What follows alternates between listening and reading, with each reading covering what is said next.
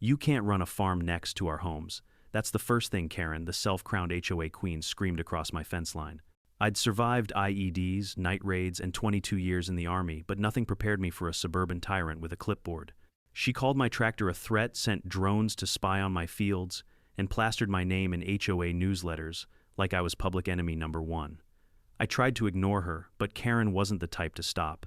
One morning, her Lexus came screaming down the gravel road and smashed straight into my tractor. She dialed 911, wailing that I'd attacked her. What she didn't know was that every second, the crash, the lies, the rocks she hurled through my windshield was caught on my hidden cameras. And once that truth came out, it was Karen's world that started to collapse. Before we get into the story, tell me in the comments, where are you watching from and what time is it right now? My name is Daniel Mercer.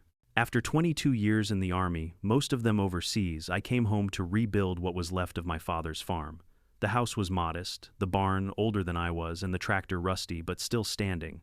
I didn't return to be anyone's neighbor. I came back to take care of my land, to plant rows of corn that could whisper in the wind the way they did when I was a boy. But the world had changed while I was gone. Stone Creek Estates had risen like a fortress of beige stucco right against my fence line. A developer's dream turned into a homeowners association nightmare, and Karen stood at the center of it all. The first time I met her, she was on my porch before sunrise. Clipboard in one hand, sunglasses perched high like a crown. "You're new here," she said, as if I were a tenant who owed her rent. I told her plainly this land was mine, passed down 3 generations, and no HOA jurisdiction touched it. Her smile twitched, but she left with a warning. "What happens on your property affects our community." At first I thought it was just noise, another neighbor puffing up with imagined authority. But then came the notices. Neatly typed letters slid under my door, claiming my equipment was a visual nuisance, citing codes that applied only to their subdivision. I tossed them in the trash. Then came the drone buzzing low over my barn, snapping photos that later appeared in their digital newsletter under the caption, "New neighbor raises safety concerns." I knew exactly who was behind it. Still, I kept my head down. I repaired fence posts, fixed irrigation lines, and spent weeks coaxing life back into my father's old tractor, a faded Massey Ferguson that smelled like diesel in memory. When the engine finally coughed to life, I felt closer to him than I had in years.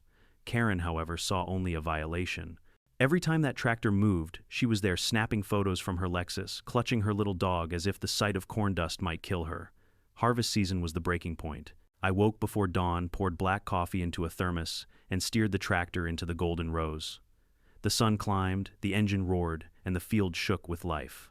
That's when I saw her, Karen, perched on a garden stool at the edge of her lawn-red tracksuit, blazing like a warning flare. She filmed me, gestured wildly, shouted about the dust coating her patio furniture. I shut the tractor off long enough to wipe my brow and remind her this is farmland, always has been. She stormed off heels, clicking like gunfire, but her eyes promised something bigger. I should have known she wouldn't stop at words. Within a week, I found a sign planted near the walking trail. "Caution, dangerous farm machinery ahead. Report concerns to Stone Creek HOA." Her number was printed in bold. I took pictures, time-stamped them, and started a folder on my computer labeled HOA nonsense. The county zoning officer laughed when I showed him the complaints. "She files something every week," he said. "Umbrellas, mailboxes, now corn." But Karen wasn't laughing. She escalated. Broken twigs and lawn clippings dumped over my fence. Spray-painted words scrawled across the wood. "Keep it quiet."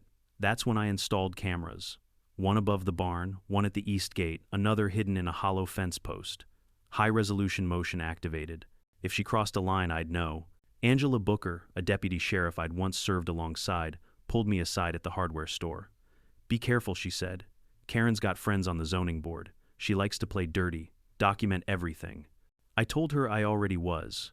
What I didn't say was that my gut, the same instinct that once kept me alive overseas, told me Karen was preparing a bigger move. I wasn't wrong. Saturday morning, the engine had barely warmed when I heard it, the roar of tires on gravel. Her Lexus tore down the easement road too fast, too close. Before I could react, she slammed into the tractor's front quarter panel. Metal crunched, dust flew, and she stumbled out screaming. "He attacked me. He tried to kill me with this machine." She dialed 911 right there, voice trembling with manufactured fear. I stood silent, arms crossed, watching.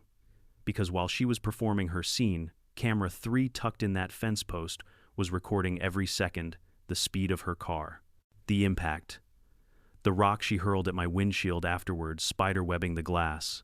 She thought she'd staged the perfect ambush. What she didn't know was that her act was already collapsing under the weight of evidence. 10 minutes later, a squad car pulled up. Officer Cordell, a kid I'd once coached in Little League, stepped out. He listened as Karen wailed about being ambushed by farm equipment. He didn't nod. He didn't even blink. Instead, he turned to me. "You got cameras?" he asked quietly. I pulled the flash drive from my pocket, time-stamped airtight. He slipped it into his uniform, gave a single nod, and walked back to her. Karen's smile faltered when she realized I wasn't the one in handcuffs. For the first time, her voice cracked. "What do you mean?" "Footage," she stammered. But Cordell didn't answer. He just said, "We'll review it at the station." That night, I leaned against the dented tractor listening to the cicadas hum across the fields. I'd come home for peace, but peace doesn't come cheap. Sometimes it takes roots, sometimes it takes scars, and sometimes it takes showing the world that the truth has deeper roots than any HOA's rules. Karen wasn't the type to retreat after a single failed strike. If anything, her rage seemed to double after Officer Cordell walked away with my flash drive instead of my wrists in handcuffs. By the next morning, her war shifted into a campaign of attrition, death by 1,000 paper cuts, each one delivered under the banner of community standards. It started with anonymous complaints to the county. 2 inspectors in khaki shirts showed up at my gate, clipboards in hand, citing concerns about improperly stored fuel. I kept my tone calm as I led them into the barn. They're stacked neatly on concrete pads, were diesel drums sealed, and contained safety logs laminated and clipped to the wall. The inspectors exchanged looks, half amusement, half irritation. "This is cleaner than most municipal yards," one muttered, signing off my paperwork before heading back down the gravel road. Strike 1. 3 days later, a fresh notice appeared on my mailbox, this time a cease and desist order drafted on Stone Creek HOA letterhead, demanding I suspend industrial farming operations within visual range of community residences. I didn't even bother to crumple it. I scanned it, dropped the PDF into my growing HOA nonsense folder, and let the paper flutter into the burn barrel behind the barn. Strike 2. Then came the vandalism. Black spray paint across my eastern fence line, the words sloppy but legible, "Keep it quiet." I didn't shout, didn't knock on Karen's door. Instead, I repainted the slats before noon and added a second camera overlooking the trail. Every move she made was now another entry in my file, another thread in the rope she was weaving around her own neck. By the end of the week, she escalated again. One evening, while I was tightening bolts on the tractor's hydraulic arm, her Lexus crept to the edge of my drive. She leaned halfway out the window with her phone raised, snapping pictures like a paparazzo. This time, I didn't just wave. I pointed directly at the small black lens tucked under the barn's overhang. She froze, eyes narrowing before slamming the car into gear and speeding off. She had no idea I'd just recorded her trespass in crystal clear detail. Strike 3. Still, I knew these skirmishes weren't her endgame. Karen was the kind of person who fed on escalation. When whispers and vandalism failed, she looked for allies. That's when I ran into Deputy Angela Booker again, this time at the hardware store checkout line. We'd served in different branches but bled in the same desert years ago. "She's tightening the net," Angela warned, voice low. "Got friends on the zoning board, people who owe her favors. Don't just defend, document everything." I nodded. "Already ahead of you." Because while Karen obsessed over dust on her patio furniture, I'd spent late nights combing through public records at the county clerk's office. There, tucked between zoning plats and subdivision filings, I found something explosive: Stone Creek's original development application. It included a conditional easement agreement, one that was never finalized, meaning the HOA had no legal authority over the gravel access road where Karen claimed I'd abandoned my tractor. She'd rammed her Lexus into a legally parked vehicle on a road she didn't control. I printed copies, sealed them in a manila envelope, and left one with my lawyer, Jeff Carson, a high school friend turned land use attorney. His voice crackled over the phone when he saw the documents. "Dan, she's hanging herself. Give her a little more rope." Meanwhile, the neighborhood tension thickened. Parents hurried children indoors when I started the tractor. Joggers avoided my side of the path. One night, someone egged my mailbox. I didn't retaliate. I fixed it, logged the time, and added photos to the folder. Evidence, not emotion, that was my weapon. Harvest season rolled on each row of corn, cut down like a defiant heartbeat against the HOA's campaign. And yet the closer I got to finishing, the more erratic Karen became. One morning, I found lawn clippings dumped deliberately across the property line. Another night, the east gate, always padlocked, was left ajar. Nothing stolen, nothing broken, just a silent reminder we were here. I responded the only way I knew how. I mounted a third camera hidden inside a hollow fence post with a perfect angle on the gate. Between that and the others, I had a 3-point net covering every vulnerable approach. If she so much as brushed against my property again, I'd have proof airtight enough to hang in a courtroom. But Karen wasn't satisfied with shadows. She craved spectacle. And one Saturday morning she got it. The engine had barely warmed when I caught her at her second-story window, arms crossed, face pale against the glass. She wasn't filming, not shouting, just watching, waiting. I cleared 2 rows before the quiet snapped like a tripwire. A roar of tires tore down the easement road. Her Lexus again faster this time. I saw her eyes wild fixed before the impact jolted through the tractor. Metal crunched gravel, scattered, and her car bounced back, hood crumpled like paper. She stumbled out, phone already in hand. "Officers, I've been attacked," she screamed, stabbing at her screen as if dialing faster would make the lie true. Then she did the one thing I'd been waiting for. She grabbed a rock and hurled it through my windshield. Glass spider-webbed sun flashing across the cracks. And all of it, every reckless second, was caught on camera 3. The sound of shattered glass still rang in my ears when I noticed the flashing lights cresting the hill. Karen had wasted no time in dialing 911, her voice shrill enough to rattle the dispatcher. Within 10 minutes, a county patrol car rolled down the gravel road, crunching to a stop just beyond the wreck. Karen's Lexus sat at an ugly angle, its hood crumpled, steam rising in weak spirals.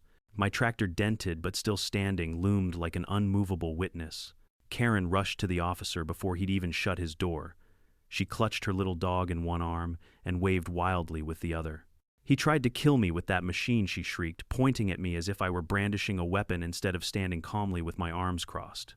"He parked it deliberately in the middle of the road. He's been harassing me for weeks. Arrest him." The officer was James Cordell, a young man I knew well. I'd coached him in Little League years ago before the Army pulled me away. He was older now, uniform, sharp eyes, steady. He didn't nod to Karen's accusations. He didn't even glance at me at first. He just studied the scene, the skewed Lexus, the fractured tractor windshield, the gravel road that clearly branched from my property line. "Mr. Mercer," he finally said, walking over. "Everything all right here, I'm fine," I replied. "Tractor's not happy, though. She claims you left it in the middle of the road to cause this collision." I shook my head slowly. I pulled it off to the side while checking irrigation valves. Same thing I've done every morning. She came barreling down at 40 miles an hour and rammed into it. Then she threw a rock through the windshield. Karen screeched from behind him. "Lies. He's dangerous. He's been threatening me, endangering children, destroying the peace of our neighborhood." Cordell raised one hand for silence, but his eyes never left mine. "Do you have proof?" That was the moment I'd been waiting for. I reached into my pocket and held out a small flash drive labeled with a date and timestamp. "Camera 3, I said. "Covers the entire east gate. You'll see her accelerate, collide, then vandalize the tractor. Audio included." For the first time that morning, Cordell's lips twitched into the ghost of a smile. He slipped the drive into his breast pocket. "Understood." Karen's confidence cracked. "What do you mean, footage? He's lying. He doesn't have cameras." But Cordell didn't answer. He only turned back toward his cruiser. "We'll review everything at the station before making a report." Karen sputtered, demanding a supervisor, demanding immediate arrest. She was so wrapped up in her tantrum she didn't notice me leaning casually against the tractor, calm as stone. For once, the balance of power had shifted. When Cordell drove away with the evidence, Karen was left standing in the gravel, cheeks flushed red, shouting promises of lawsuits and board action. I said nothing. There was no point. Truth doesn't shout, it waits. That evening, Jeff Carson, my lawyer, called. I emailed him a copy of the footage. He whistled low through the receiver. "Dan, she just handed you everything. False report, property damage, vandalism, you've got her boxed in." "I don't want war," I said, exhaustion threading through my voice. Too late. She declared it the second she dialed 911. "Question is, do you want to end it fast or let her twist in the wind?" I stared at the cracked windshield, the spiderweb pattern catching the fading sunlight. Let her twist. I want the truth to come out on its own. The following days were a study in silence. Karen didn't storm my fence. No new letters appeared on my mailbox. For almost a week, it felt like the storm had passed. But I'd learned overseas that silence wasn't peace, it was preparation. Sure enough, the next strike came not from Karen directly, but from her allies. 2 men from city code enforcement appeared at my gate with grim expressions. "Anonymous complaint," one explained. "Improper storage of chemicals, possible groundwater contamination." I almost laughed. You want to see my logs? They followed me to the barn where I showed them sealed drums, concrete containment barriers, and safety documentation I'd kept meticulously. One of them actually chuckled. "Wish half our sites looked like this," he muttered before signing off the inspection. Later that afternoon, as I tightened bolts on the tractor's fender, I noticed fresh spray paint scrawled across the outer fence again, "You don't belong." My fists clenched, but I forced them to unclench. Anger wouldn't serve me, evidence would. I repainted the boards, installed another hidden camera, and logged the incident. Each act of vandalism was another nail in the coffin of Karen's credibility. But Karen wasn't content with shadows and whispers. She wanted spectacle. She wanted to make me the villain, not just to the HOA board, but to the entire neighborhood. That was her fatal mistake. By the end of the week, a flyer appeared on the HOA bulletin board, "Community Safety Alert, Unregulated Machinery," adjacent to Willowberry Lane. Karen's number was printed in bold beneath. But this time, the backlash was immediate. Screenshots landed in my inbox, forwarded by sympathetic neighbors. One woman commented publicly, "Maybe we should stop harassing the only man out here growing food." Another wrote, "My kid loves watching his tractor. Leave him alone." The cracks were forming, and Karen didn't even realize she was the one widening them. That night, under the barn awning, I leaned against the scarred tractor and let the cicadas sing. I thought about my father, about the land he'd poured his sweat into, and about the absurdity of coming home from war only to fight a different kind of battle, one with HOA bylaws instead of bullets. Yet in some ways it felt the same. The enemy underestimated me. They thought intimidation could erase ownership. They forgot that I'd learned patience in places where patience meant survival. And now, armed with evidence, with cameras, with a folder thick enough to crush any fabricated claim, I knew the tide had finally turned. The question wasn't whether Karen would fall.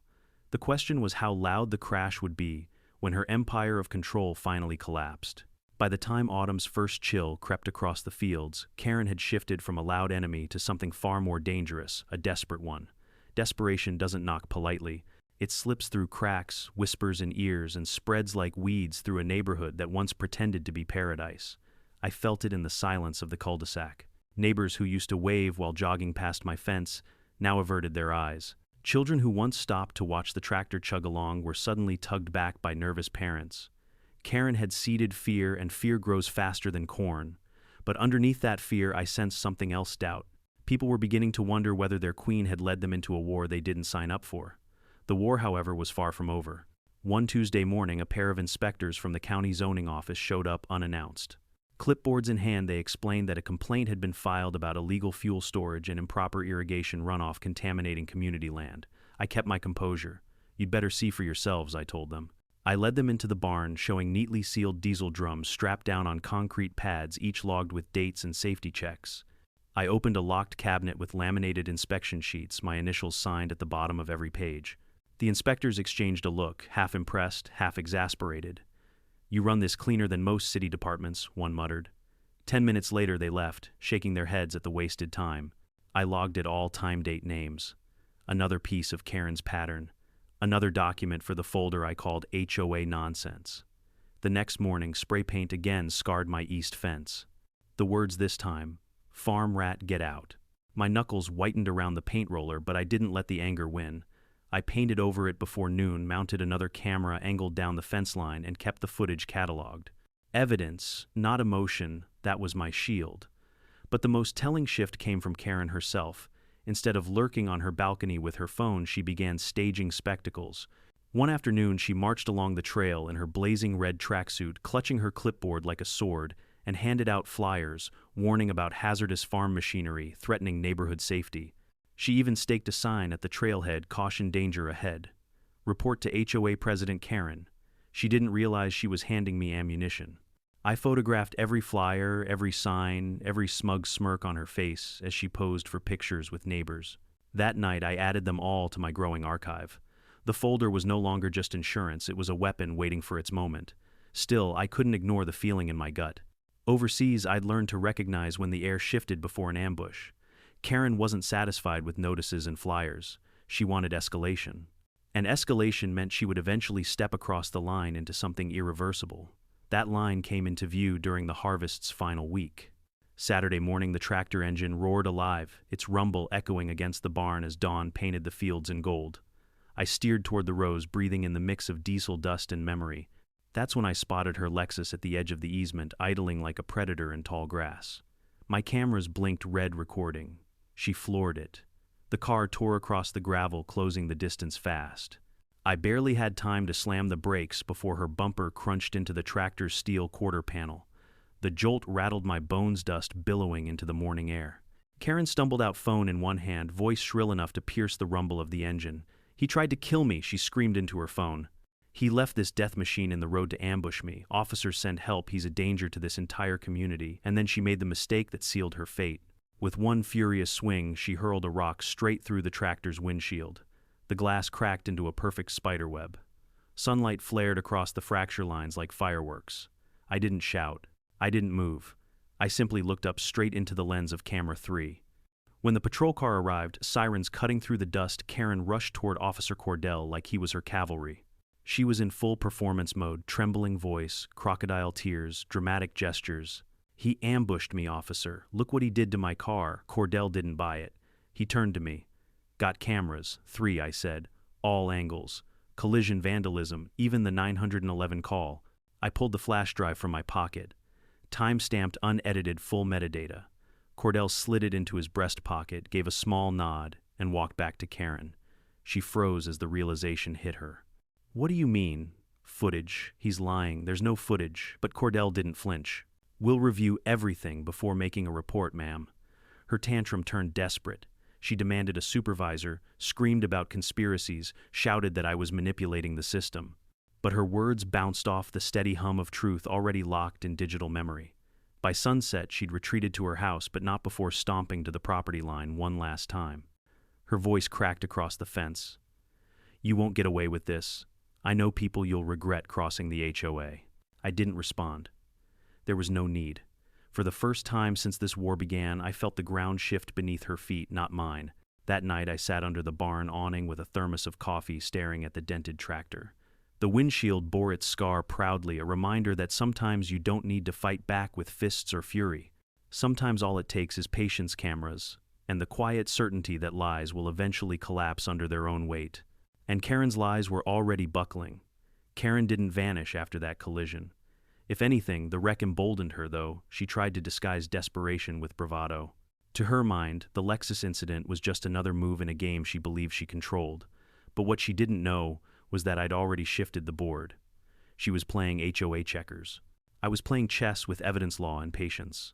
The day after Officer Cordell left with my flash drive, I received an email from Karen herself. It bore the subject line, "Urgent Community Concern."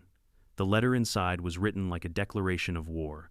She demanded I cease all agricultural operations until further review by the Stone Creek Estates HOA. She accused me of creating a health hazard with diesel fumes, of poisoning neighborhood children with corn dust, of lowering property values with the unsightly presence of outdated machinery. She even cited bylaws that didn't apply to my land. I laughed out loud. It was the kind of laugh that comes not from humor but disbelief, that someone could be so arrogant, so blind as to think a typed letter could erase generations of ownership. I forwarded it directly to Jeff Carson, my lawyer. His reply came within the hour. "She's digging her own grave. Save everything." But the paper war wasn't enough for Karen. She thrived on spectacle, on public theater. The following morning, a brand new sign sprouted along the HOA walking trail that bordered my field: "Caution, dangerous farm machinery. Children at risk. Report to HOA President Karen." Beneath it was her number, printed in bold. I didn't tear the sign down. I didn't even touch it. Instead, I photographed it from 3 angles, included a timestamp, and filed it neatly into the growing HOA nonsense folder on my desktop. That folder was thick enough now to earn its own zip code. 3 days later, the county zoning office knocked again, this time with complaints about groundwater contamination. 2 inspectors, different faces, same story. They looked tired before they even crossed the property line. One flipped through his booklet, reading verbatim from the anonymous complaint: "Unsealed fuel storage, improper drainage, potential contamination of residential land." I almost pitied them. Almost. "Gentlemen," I said, leading them to the barn, "you're welcome to take a look." I showed them sealed diesel drums strapped to reinforced concrete pads. I showed them runoff channels I'd built by hand, angled away from the residential line and filtered through gravel beds. I showed them safety logs, each page laminated against grease and weather, signed with dates stretching back months. The inspectors exchanged glances. One chuckled. This is cleaner than half the municipal sites we've seen. He signed his form, handed me a copy, and left with a weary shake of his head. Another strike for Karen. Still, the harassment wore thin. I wasn't angry, not yet, but I felt the weight of vigilance pressing against my shoulders. Each night I checked cameras, cataloged footage, updated logs. Each morning I scanned the fence line before starting the tractor. It was the same rhythm I'd learned in war zones: trust nothing, prepare for everything. Angela Booker showed up at the hardware store again, this time in plain clothes. She leaned against the counter as we waited in line for parts. Word at the station is she's pushing hard, Angela said quietly. Noise complaints, environmental hazards, even tried to call in a trespassing report last week. I raised an eyebrow. On my land, yeah, Angela said with a dry laugh. Didn't go far. Dispatcher flagged it the second she mentioned cornfields. But Dan, listen, she's got friends on the zoning board. She's not going to stop. You need to keep your guard up. I nodded. I've got footage. I've got logs. When she crosses the line again, it won't just be my word against hers. Angela tilted her head. Good, because she will cross it again. People like Karen don't settle for skirmishes. They go for the kill shot. Angela was right. The kill shot came sooner than expected. That Saturday, the dawn was crisp, the kind that painted the horizon in orange fire and settled dew across the stalks. I fired up the tractor, as always, the engine's growl echoing against the barn. Halfway down the eastern row, I saw it, Karen's Lexus parked crooked near the easement driver's door already open. She wasn't filming this time. She was marching, phone clutched, like a weapon clipboard in the other hand. You are done, she screamed, her voice slicing through the roar of the tractor. This ends today. The HOA will file for an injunction, and I'll have you dragged out of here in handcuffs. I cut the engine, stepped down from the cab, and wiped sweat from my brow. Karen, this isn't your land. You've got no authority here. You think your little cameras will save you, she spat. You think a few documents will erase what you've done to this community. You're finished, Mercer. I'll bury you under lawsuits until you're begging to sell this dump. Her words bounced off me like pebbles against steel. I'd heard worse from warlords overseas. I just leaned against the tractor, calm as stone. Funny thing about lawsuits, I said. They require truth. And truth isn't on your side. Her face flushed crimson. She grabbed a handful of corn husks from the trailer bed and hurled them over the fence like a child throwing a tantrum. Trash, she shouted. That's all this is, trash dragging down our property values. I didn't flinch. I didn't respond. I just stared, quiet, steady, until her bravado faltered. For the first time I saw it, the crack in her armor. Fear. That afternoon I installed a reinforced steel gate across the easement road just beyond the HOA's jurisdiction line. I bolted a laminated sign to the center: private agricultural property, not subject to HOA regulation. Trespassers will be recorded. By evening, the HOA Facebook page lit up like wildfire. Karen posted a furious 3-paragraph rant accusing me of isolationism and aggression toward peaceful neighbors. But the comments surprised her. One neighbor wrote, "Maybe if we left the man alone, he'd leave us alone." Another added, "My kid waves at his tractor every morning. Stop turning this into a war." The tide was turning. And Karen, blinded by her own fury, couldn't see that her empire of fear was beginning to collapse from within. The night after I put up the steel gate, I half expected Karen to storm back with a hammer and a fresh can of spray paint. But instead, I got silence. The kind of silence that crawls under your skin and makes you wonder what's waiting around the bend. For 4 days, she kept her distance.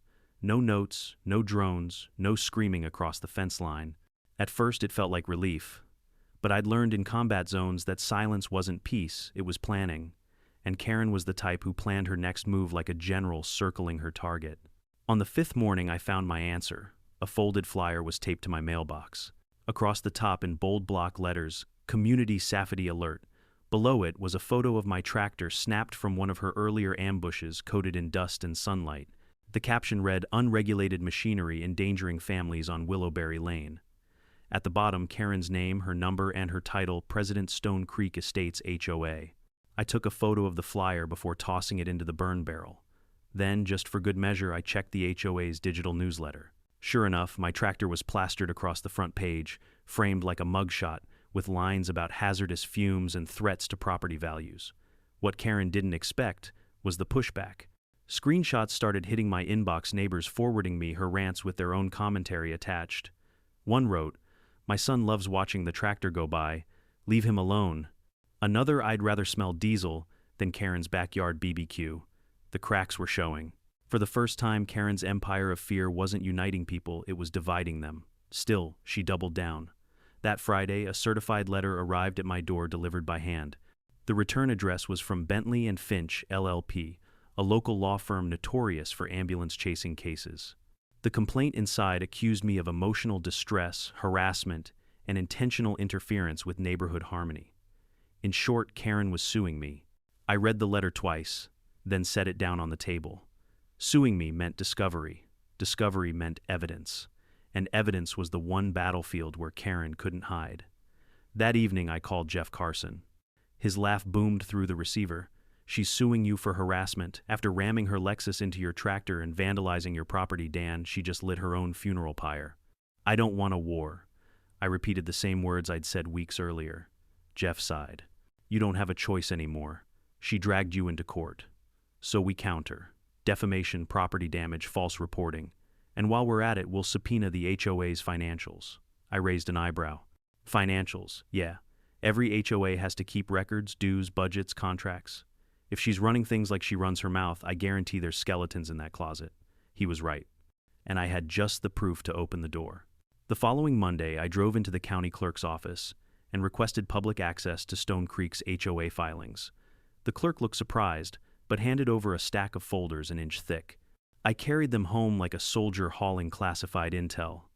That night, under the dim light of my kitchen, I flipped through page after page.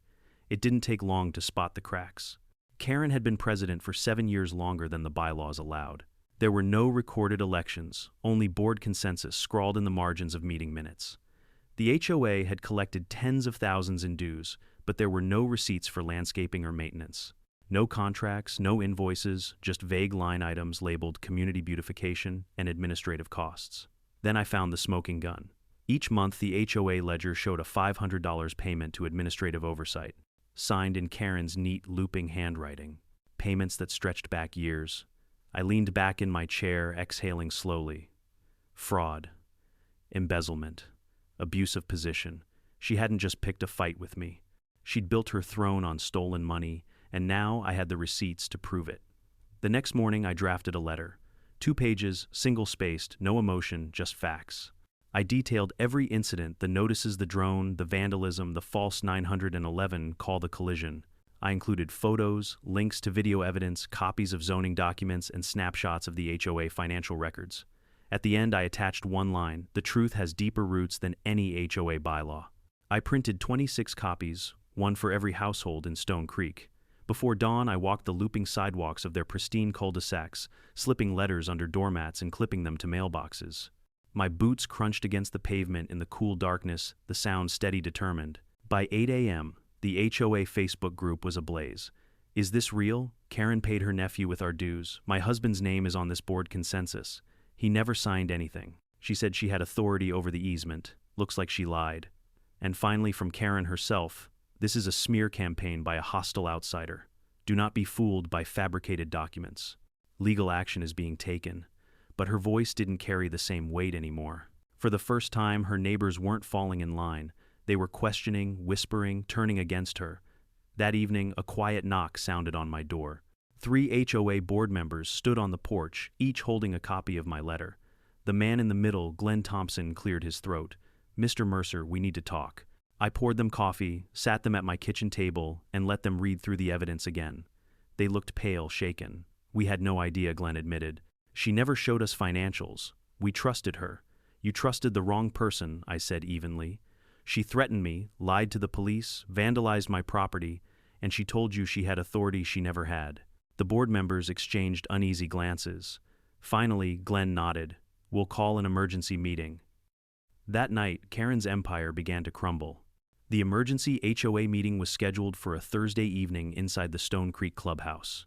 I arrived early not because I wanted to, but because I had no interest in letting Karen control the stage. The clubhouse was one of those faux rustic buildings developers love to plant at the center of suburban subdivisions. Timber beams stained too dark, polished stone fireplace, no one ever used, and folding chairs arranged in neat rows. By 6 o'clock, those rows were full. Neighbors shuffled in with folded arms and wary eyes, some clutching copies of the packet I'd delivered days earlier. Karen was the last to arrive. She burst through the double doors in a crimson blazer heels clicking like gunfire on tile. Her sunglasses perched on top of her head even though the sun had already dipped behind the tree line. She carried a thick binder under her arm and an expression that mixed fury with false confidence.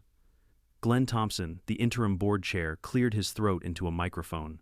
"We're here tonight to address ongoing disputes between Mr. Daniel Mercer and Miss Place, Karen Holbrook, former HOA president." He emphasized former, and I caught the flicker of panic cross Karen's face. "Both parties have submitted documentation. Each will have time to speak. Then the board will deliberate." Karen shot to her feet before he even finished. She strutted to the front, slammed her binder onto the table, and launched into a tirade. "This man," she said, stabbing a manicured finger in my direction, "has terrorized our community. He runs unregulated industrial machinery within sight of our homes, endangering children and pets. He refuses to comply with basic standards of decency. He is hostile, aggressive, and dangerous. I've been forced to take legal action to protect Stone Creek from his reckless behavior." Her voice quivered in just the right places, polished like a campaign speech. She paced back and forth, rattling off accusations like bullets, noise violations, dust clouds, intimidation, harassment. She painted herself as a martyr, the lone guardian standing between order and chaos. When she finished, she folded her arms with a satisfied smirk, as if expecting applause. But the room was quiet. Too quiet. Glenn gestured toward me. "Mr. Mercer, your response." I stood slowly, no binder, no microphone, just a folder in my hand. I looked out across the faces, parents I'd waved to, joggers who'd passed my fence, kids who'd stared at my tractor with wide eyes. They weren't strangers. They were witnesses. "I moved back here after 22 years in the Army," I began. "I didn't come to cause trouble. I came to care for the land my father left me. Land that's zoned agricultural and has been for generations." I held up the deed stamped and signed. "I've never trespassed on HOA property. I've never threatened a neighbor. What I have done is harvest corn, repair fences, and rebuild the tractor my father left behind." I let the silence sit before continuing. "In return, I've been harassed, surveilled, lied about, and accused of crimes I didn't commit. But I didn't come here tonight to trade words. I came with proof." I set the folder on the table and pulled out photos. Karen's Lexus crumpled against my tractor, the rock she hurled through the windshield still embedded in spiderweb cracks. I showed screenshots of her flyers, her newsletters, her rants plastered across community boards. Then I handed Glenn a flash drive. 3 camera angles of the collision, the vandalism, and the false 911 call. Time-stamped, unedited, with metadata intact.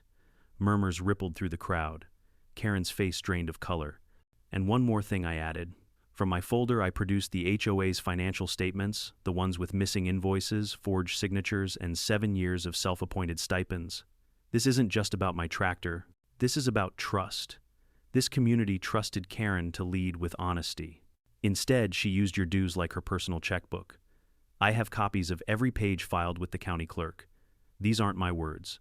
These are hers, written in her own hand. The murmurs grew louder. Someone whispered, "She paid her nephew." Another 7 years without an election. A woman in the front row shook her head in disbelief. Karen lunged forward, slamming her palm on the table. "Lies, all of it. He forged those documents. He's manipulating you, trying to destroy me." Glenn didn't flinch. "The documents came from the county clerk's office," he said firmly. "Public record." Karen's voice cracked. "This is a smear campaign. He's an outsider. He doesn't belong here." I met her eyes. "This land was mine before Stone Creek existed, and it will be mine long after you're gone." The room went still. For once, Karen had no comeback. By the end of the night, the board voted to remove her permanently. The bylaws allowed for immediate termination in cases of gross misconduct. Glenn announced it formally. Effective immediately, Karen Holbrook is stripped of all authority as president of the Stone Creek Estates HOA. Her scream echoed through the clubhouse like glass breaking. "You'll regret this, all of you. You don't know who you're dealing with." She stormed out, binder clutched to her chest heels, hammering against the floor. The slam of the door was her only applause. But I knew she wasn't finished. People like Karen didn't surrender, they regrouped. Sure enough, 2 days later, a new envelope landed in my mailbox. This one stamped with bold letters from her lawyers at Bentley and Finch. She was filing a civil lawsuit against me for defamation, harassment, and intentional interference with neighborhood harmony. I stood at the mailbox, letter in hand, and couldn't help but smile. She thought court would be her salvation. She thought dragging me in front of a judge would intimidate me. But what she didn't know was that court was the one battlefield I'd been preparing for all along. The courthouse smelled of dust and lemon polish, the kind of scent that clung to old halls where too many lies had already been spoken. Karen strutted in like it was her stage debut, red suit, pressed hair, lacquered stiff sunglasses perched atop her head, though the courtroom's fluorescent lights left no shadow. She sat at the plaintiff's table with two attorneys from Bentley and Finch, flipping through a binder with exaggerated confidence. Across the aisle, I sat beside Jeff Carson, calm hands folded on the table, my evidence already logged and ready. The judge was Reinhardt, a no-nonsense man with decades of experience. His face looked carved from granite, and his eyes cut through excuses like a plow through soft earth. He opened the session with Karen's attorneys, who wasted no time spinning their tale. They painted me as an unhinged veteran running industrial-grade machinery without regulation, terrorizing a peaceful community with diesel fumes and dust storms. They described Karen as a devoted community servant who'd been subjected to psychological trauma, harassment, and reputational harm. One of her lawyers even choked up while reading her statement of emotional distress, claiming she suffered sleepless nights, anxiety, and social ostracism caused by my presence. I sat still, letting every word hang in the air. When they finished, Judge Reinhardt leaned forward. "Mr. Mercer, your counsel may respond." Jeff stood. He didn't raise his voice, didn't pace the floor. He spoke with the same steady cadence he'd used since high school debate team, measured, precise, relentless. "Your Honor," Jeff began, "the plaintiff's claims are not only unfounded, they are demonstrably false. We have video evidence from 3 angles showing Miss Holbrook deliberately accelerating her vehicle into my client's tractor. We have footage of her throwing a rock through his windshield, immediately followed by a false 911 call, accusing him of attacking her. We have HOA financial records, public records, showing 7 years of misappropriated funds under her signature. We have letters, flyers, spray-painted fences, and witness statements from county inspectors and zoning officers who all dismissed her complaints as baseless. This is not harassment. This is not emotional distress. This is a calculated abuse of power." He paused, then set a flash drive on the clerk's desk. "Everything is time-stamped and authenticated. I invite the court to view it." The room fell silent as the footage played on the projector. First, Karen's Lexus barreling down the gravel road, slamming into my tractor with a crunch that made even the judge flinch. Then the rock hurled through the windshield shards, scattering in the Sunday. Finally, the audio, Karen's trembling voice on 911 claiming she'd been ambushed, even as the camera caught her standing by the wreck she caused. When the lights came back on, you could feel the shift in the room. Neighbors who'd filled the benches behind us whispered, eyes wide, some shaking their heads in disbelief. Karen's face had gone pale beneath her makeup. Her lawyers shuffled papers, stalling, but nothing could erase what everyone had just seen. Judge Reinhardt adjusted his glasses. "Miss Holbrook, do you wish to respond to this evidence?" Karen leapt to her feet. "Those videos are manipulated. He's been editing, fabricating. This is a smear campaign against me. He doctored the documents. He's poisoning this whole neighborhood against me." The judge's gaze hardened. "These records came from the county clerk's office. Public filings. Are you claiming the county fabricated them as well?" Her mouth opened, but no sound came out. Reinhardt nodded once. "Very well. The court finds the plaintiff's claims unsubstantiated. The civil suit is dismissed with prejudice." Karen staggered as if the words themselves were blows. But the judge wasn't finished. He turned his gaze toward me. "Mr. Mercer, your counterclaims," Jeff stood again. "Defamation, property damage, false reporting, and malicious prosecution. We request restitution for the tractor repairs attorney's fees and punitive damages for repeated harassment." The judge tapped his gavel, softly thoughtful. "I've reviewed the filings. The evidence is clear. Restitution is granted. Miss Holbrook is to pay damages and cover all legal costs. Furthermore, the HOA's financial records are hereby referred to the county auditor for investigation of potential misappropriation of funds." The gavel struck once sharp as a gunshot. Case closed. The sound echoed like liberation. Karen didn't look at me as she stormed out. Reporters crowded her on the courthouse steps, but she shoved past without a word, slamming the car door of her battered Lexus, the same one that still bore the dent from my tractor. Within a week, a for-sale sign sprouted on her lawn. No farewell party, no goodbye posts, just silence and an empty driveway. Stone Creek began to shift almost immediately. Glenn Thompson and 2 other board members resigned, replaced by neighbors who promised transparency. Financial audits revealed missing funds and restitution checks were mailed back to homeowners.